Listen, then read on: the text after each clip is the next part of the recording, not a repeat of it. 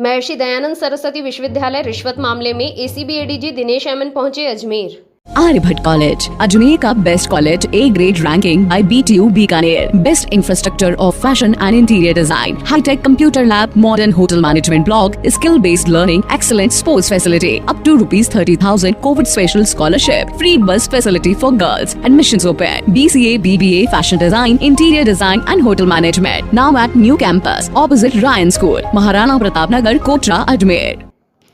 महर्षि दयानंद सरस्वती रिश्वत मामले में आज एसीबी के एडीजी दिनेश एमएन अजमेर पहुंचे।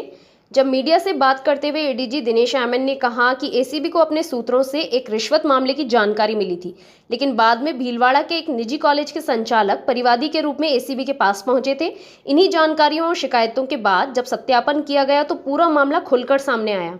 इस मामले में सबसे महत्वपूर्ण भूमिका महर्षि दयानंद सरस्वती विश्वविद्यालय के कुलपति आरपी सिंह की है, जिनके खिलाफ पर्याप्त सबूत एसीबी के पास हैं। उन्होंने कहा कि एसीबी को जब शिकायत मिली थी और आरोपियों के फोन सर्विलांस पर लगाए गए थे तो इस रिश्वत मामले से संबंधित कई महत्वपूर्ण जानकारियां सामने आई थीं।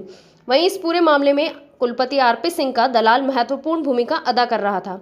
दलाल रंजीत चौधरी को कुलपति ने अपने निवास स्थान में जगह दे रखी थी और इसी के साथ ही उसे कुलपति सचिवालय में एक कमरा भी आवंटित किया गया था। यह दलाल लंबे समय से आरपी सिंह के लिए रिश्वत का खेल खेल रहा था और सभी निजी कॉलेजों को इस बात की जानकारी थी कि किसी भी तरह के आवेदन के कार्य को करने के लिए रंजीत चौधरी से ही संपर्क करना होगा और सारे पैसों की डिलीवरी उसी को देनी होगी। वहीं इस मामले में कुलपति आरपी सिंह ने कहा कि उनको फंसाने के लिए एक षड्यंत्र रचा जा रहा है और रंजीत चौधरी के साथ उनका कोई संबंध नहीं है। हालांकि इस पूरे मामले में एसीबी की जांच चल रही है। किस तरीके का अपडेट है, किस तरह की पूछताछ रही है आपके जो बीसी के साथ हुआ, रात में भी गिरफ्तारी हुई है, तो आगे का क्या आपसे? नहीं, जो हमारे पास जो एविडेंस था उसके आधार पर कल रात को बीसी की गिरफ्तारी हुई है। और जैसे आप लोगों को विदित है कि इसमें कुछ तो सर्वेलेंस के आधार पर कुछ हमारे पास परिवादी आया था करीब 3.5 महीने पहले, उससे बीसी और रंजीत द्वारा पैसा मांगा गया था, उसका वेरिफिकेशन हुआ था।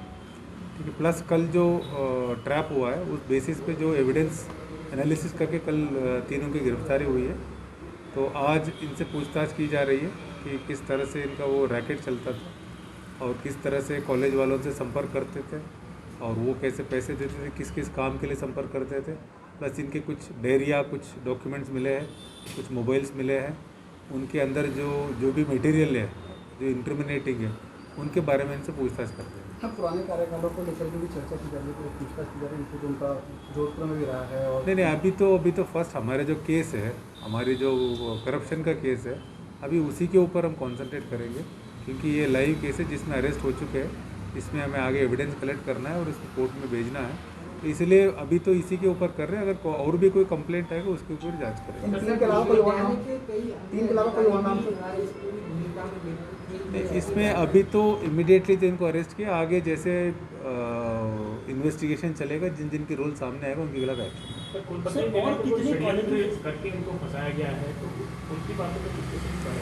नहीं, वो तो उसके बारे में तो मैं कुछ नहीं कह सकता। हमारे पास एक परिवादी है, उसकी वेरिफिकेशन है जिसमें कुलपति द्वारा पैसा मांगा गया था। इसके अलावा इलेक्ट्रॉनिक सर्विलेंस में भी काफ़ी एविडेंस है और प्लस डायरी प्लस मोबाइल में जो मिले उसके ऊपर एविडेंस है। और जो कुलपति के घर पे ही पैसा लिया गया, जो रंजीत है उन्हीं के घर पे रहता था और घर पे पैसा लिया गया, तो सर्कमस्टेंशियल एविडेंस इन सबको देखते हुए हमने अरेस्ट किया। सर, रंजीत की क्या भूमिका है पूरे रंजीत इसके अलावा और भी कोई वारदात? नहीं, इनके साथ ही रहता था, इनके घर पे रहता था और यूनिवर्सिटी में भी शायद इसके लिए कमरा था। और जो भी कॉलेज वाले हैं, सब कॉलेज वालों को सबको पता था इनके काम होने तो किससे कांटेक्ट कर, रंजीत को कांटेक्ट करते, उसे पैसे की बातचीत अगर हो जाती उसके बाद काम हो जाता। और भी कोई कॉलेज सामने है सर? क्या इन 2 कॉलेजों के अलावा और भी कोई कॉलेज या कोई और? नहीं, वो काफ़ी हमारे सामने है, हम आगे इन्वेस्टिगेशन में आएंगे। सर की तलाशी में और भी कुछ पैसा इसको कब तक पेश किया जाएगा? रिमांड मांगने को लेकर हाँ, रिमांड लेंगे, अभी पेश करेंगे शाम को। की तलाशी में और भी कुछ पैसा वगैरह मिला है? नहीं, पैसे ज़्यादा नहीं मिला है, दूसरे डॉक्यूमेंट्स वगैरह मिले हैं। कागजात या कोई प्रॉपर्टी के? नहीं, ऐसे अभी तक नहीं मिला, अभी तक कोई लैपटॉप के अंदर भी काफ़ी कुछ? नहीं, लैपटॉप अभी आगे लैपटॉप के आगे जांच करनी है, अभी तो जब्त किया है। यूनिवर्सिटी के कुछ और भी अधिकारी इसके अंदर सम्मिलित थे ताकि जो नहीं, वो आगे हम देखेंगे। अभी केस तो इन दोनों 3 के खिलाफ ही है। आगे अगर इन्वेस्टिगेशन में कुछ एविडेंस आएगा तो कार्रवाई होगी। सर इनिशियल इन्वेस्टिगेशन में वीसी साहब का डायरेक्ट लिंकअप बना है क्या? हाँ, वीसी साहब का डायरेक्ट लिंकअप है। एक परिवादी भीलवाड़ा कॉलेज का एक परिवादी आया था, उनसे इन्होंने पैसा मांगा था, प्लस इनके रंजीत ने पैसा मांगा था।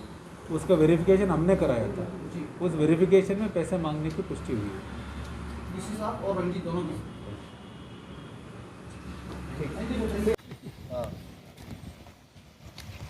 अब इन्वेस्टिगेशन कर रहे हैं लोग। अच्छा, हाँ, और बहुत बड़ा एक षड्यंत्र हुआ है, उसका भंडाफोड़ खत्म कहाँ कर रहे हैं? क्या लग रहा है मतलब आपके साथ षड्यंत्र हुआ है? नहीं, एक तरीके से कुछ बातें तो हैं ही निकल के आ रही हैं। आपके जो सहयोगी रंजीत है नहीं, रंजीत मेरा सहयोगी नहीं है। अच्छा, नहीं, किसी कार्य से मेरे को मतलब नहीं, इतना जरूर है कि मेरा काम करता है वो, उसे मैंने वो दूसरों के साथ पड़ गया दोस्तीबाजी में। अच्छा, हाँ, जैसे मेरा अपना कयास है, बाकी वो अपने आप जवाब देगा जो देना। पूछताछ हो रही है तो हाँ, आप हाँ। सहयोग कर रहे हैं आप तो। नहीं, मैं तो सहयोग दे रहा हूँ पूरा। तो आपको लगता है कि आप नहीं है इस शर्त नहीं, मैंने ना किसी से कहा, ना लिया, ना कोई, मैं क्या, ना मैंने किसी से बोला कभी रिश्वत के लिए, ना मैंने ली, ना किसी कॉलेज वाले से बात की रिश्वत के लिए मैंने, बल्कि कॉलेज वाले आते समय से सॉल्व कर देता था।